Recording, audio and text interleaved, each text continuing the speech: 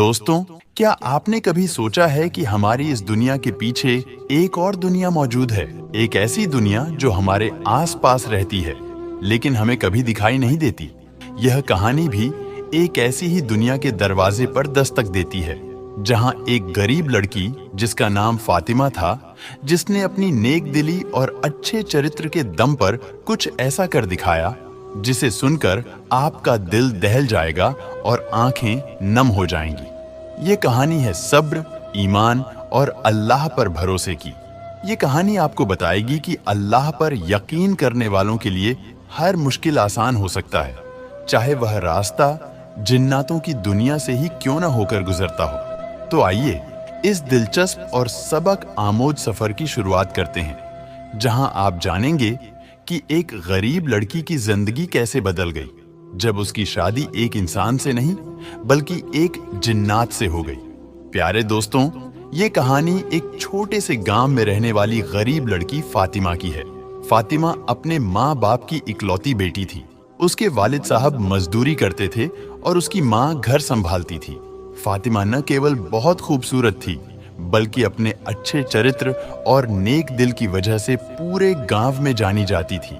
इतनी गरीबी के बावजूद फातिमा का दिल बहुत बड़ा था। वह अपनी जरूरतें कम रखकर दूसरों की मदद करने की कोशिश करती थी। उसकी माँ उसे हमेशा समझाती कि अपनी हद में रहो और ज्यादा लोगों से मेल जोल मत करो। लेकिन फातिमा का स्वभाव ऐसा था कि हर किसी से अच्छे से पेश आती। एक दिन फातिमा अपने घर के पास लगे बगीचे में लकड़ियां इकट्ठा कर रही थी। वह अक्सर गांव के जंगल से लकड़ियां लाती ताकि घर में चूल्हा जल सके। उस दिन जंगल का माहौल कुछ अजीब लग रहा था। हवा में एक अजीब सी ठंडक थी और पक्षियों की आवाजें भी खामोश थीं। लकड़ियां इकट्ठा करते हुए फातिमा ने देखा कि एक पेड़ के पास एक बूढ़ा आदमी बैठा हुआ है। उसकी हालत बहुत खराब लग रही थी। फातिमा उसके पास गई और पूछा, बाबा, आप यहाँ क्यों बैठे हैं? क्या आपको किसी मदद की जरूरत है? बूढ़े आदमी ने कमजोर आवाज में कहा, बेटी, मैं कई दिनों से भूखा हूँ। क्या तुम्हारे पास खाने को कुछ है? फातिमा के पास उस वक्त खाने को कुछ नहीं था, लेकिन उसने दिलासा दिया, बाबा आप यहाँ रुकिए, मैं घर से खाना लेकर आती हूँ। फातिमा ने घर आकर अपनी माँ से उस बूढ़े इंसान के बारे में बताया। उसकी माँ ने थोड़ा सा खाना दिया और कहा, बेटी जल्दी वापस आ जाना, जंगल में अंधेरा होने वाला है। फातिमा खाना लेकर जब उस बूढ़े इंसान के पास पहुंची तो वह उसे देखकर मुस्कुराया।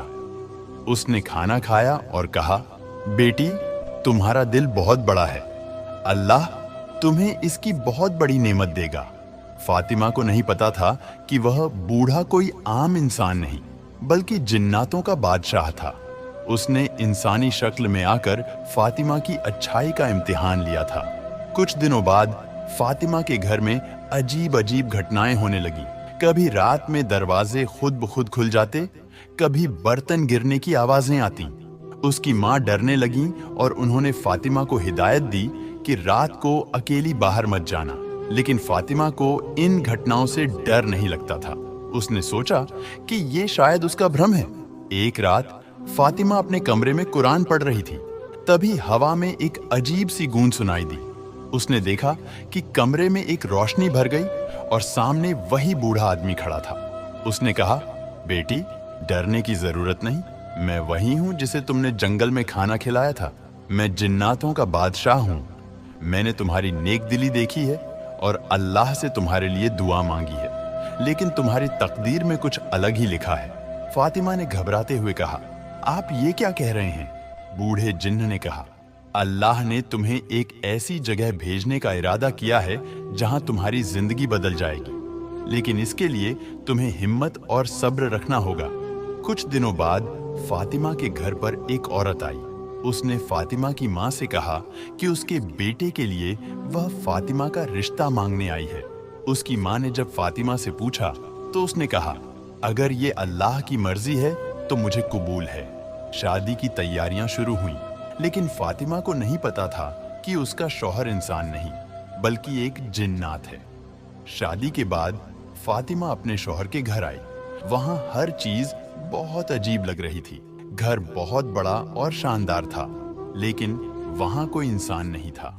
फातिमा का शौहर उससे बहुत मोहब्बत करता था, लेकिन उसने फातिमा से कहा, मैं तुम्हें सच्चाई बताना चाहता हूँ। मैं कोई इंसान नहीं हूँ, मैं एक जिन्नात हूँ, लेकिन मैं तुमसे कभी नुकसान नहीं करूँगा। तुम्हारी इज्जत और मोहब्बत मेरी जिम्मेदारी है। फातिमा ने सब्र किया और अपनी तकदीर को अल्लाह की मर्जी समझकर कबूल कर लिया। उसने अपने शौहर से कहा, अगर तुम मुझे अल्लाह और उसके रसूल के रास्ते पर चलने दो तो मुझे कोई शिकायत नहीं। जिन्न ने फातिमा की बात मान ली। फातिमा ने अपने नेक अमल और इबादत से उस घर को भी रोशन कर दिया। धीरे धीरे जिन्न के परिवार में भी इंसानों की अच्छाई और अल्लाह की इबादत का असर होने लगा।